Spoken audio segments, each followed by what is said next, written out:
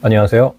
오늘은 업비트에서 발생한 코인 1천억 개가 해킹됐다는 소식에 대해서 법적으로 한번 검토해 보도록 하겠습니다. 기사를 보면 해킹 시도 54분 만에 코인 1천억 개가 두나무가 운영하는 가상자산 거래소 업비트에서 외부로 빼돌린 것으로 나타났다. 대규모 해킹 사고가 발생했는데도 업비트는 두나무 네이버 파이낸셜 합병 기자회견을 마친 뒤 사고 인지 이후 무려 6시간에서 10시간 이후에 금융당국 등의 보고 및 공지를 한 것으로 확인했다. 이렇게 돼 있네요. 사실 그 가상자산 거래소에 대한 해킹 문제는 앞으로도 계속 발생할 가능성이 있습니다.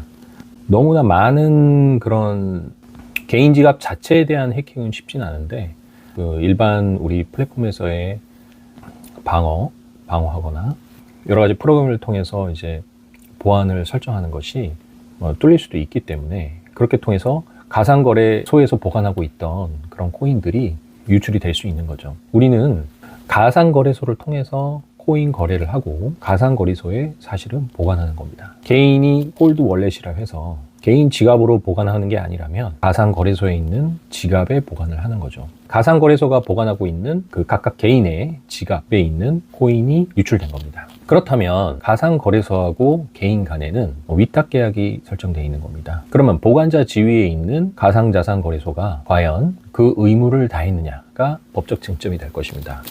근데 이제 가상자산 거래소는 가상자산을 목적으로 하는 사업자인데 지금 우리나라는 현재 가상자산 거래법이라는 법이 있습니다. 가상자산에 대한 정의가 있는데 가상자산 이용자 보호 등에 관한 법률이고 약칭으로 가상자산법이라 하는데 이거는 이제 가상자산 이용 자산의 보호하고 불공정 거래 행위를 규제하는 것을 주 목적으로 하기 때문에 어떤 외부에서 해킹이 있을 때 이것을 구체적으로 어떻게 보호하고 어떤 책임을 부여할 거냐에 대한 거는 아직 구체적으로 규정되어 있지는 않고 있습니다. 어떤 내용이 주요 내용이라 하면 가상자산 이용자에게 공정한 그런 거래 기회를 제공해 주는 것으로서 예를 들어서 가상자산 사업자가 자기의 가상자산과 이용자의 가상자산을 분리하여 보관해야 되고 이용자로부터 위탁받은 가상자산과 동일한 종류와 수량의 가상자산을 실질적으로 보유해야 됩니다. 자산의 건정성에 대해서 얘기를 하고 있고요. 그 다음에 가상자산 사업자는 해킹, 전산장애 등 사고 등에 관한 책임을 이행하기 위하여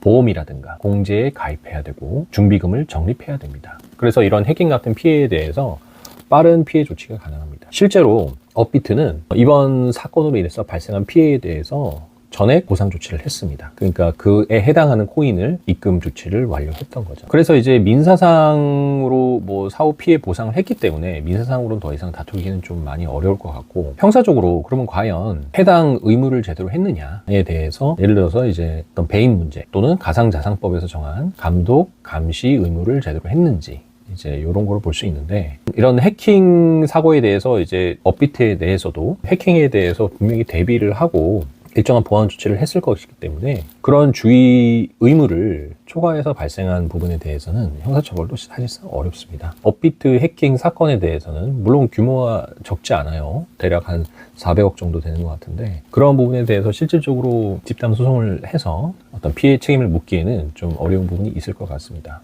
여기 이제 기사 내용을 좀 더 살펴보면 가상자산 사업자가 해킹 사고에 대한 구체적인 징계라든지 물론 이제 전자금융거래법 상에서 전자금융업자인 경우에는 무과실 책임을 인정하고 있는데 가상자산법에서는 그런 무과실 책임에 관한 규정은 없습니다. 앞으로 이런 가상자산법에서 가상자산 사업자에 대한 규제가 강화될 것으로 보이고 이런 해킹 피해가 발생했을 때 그럼 구체적으로 어떤 매뉴얼로 금감원에 보고하고 그 다음에 실제 피해자들한테 어떻게 보상이 될 수 있는지는 일방적으로 가상 사업자한테 맡기는 게 아니라 아마 구체적인 규정이 후속으로 제정될 것으로 보입니다.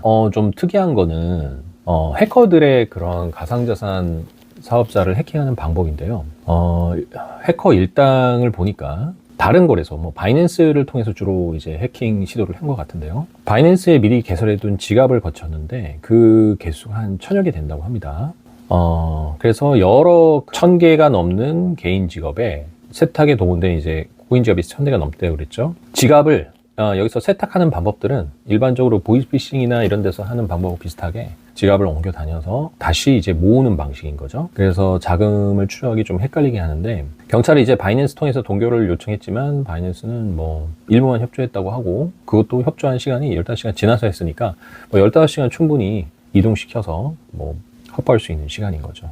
앞으로는 그런 이런 해킹에 대해서 사실상 이거를 잡기는 이런 방법을 통해서 한다면 사실상 좀 잡기는 어렵지만, 사후 추적을 통해서 결국에는 어떤 지갑으로 갔는지 확인을 해서 해당 지갑 자체에서 발생하는 그런 지갑을 동결시킬 수는 있을 것 같습니다. 결론적으로 말씀드리면, 이번 업비트에서 발생한 해킹 사고에 대해서 이미 보상 조치가 완료한 점, 가상자산법에서 가상자산 사업자에 대해서 무과실 책임을 규정하고 있지 않는 점으로 인해서 이번 해킹 사고에 대한 책임을 업비트한테 묻기는 어렵다. 물론 이제 업비트에 대한 신뢰가 이제 하락하는 것은 변론으로 하더라도 어떤 책임을, 민형사상의 책임을 묻기는 좀 많이 어렵다. 이렇게 결론 내리겠습니다. 그럼 다음에는 쿠팡에서 발생한 경우에는 어떻게 손해배상이 가능한지 한번 살펴보도록 하겠습니다. 감사합니다.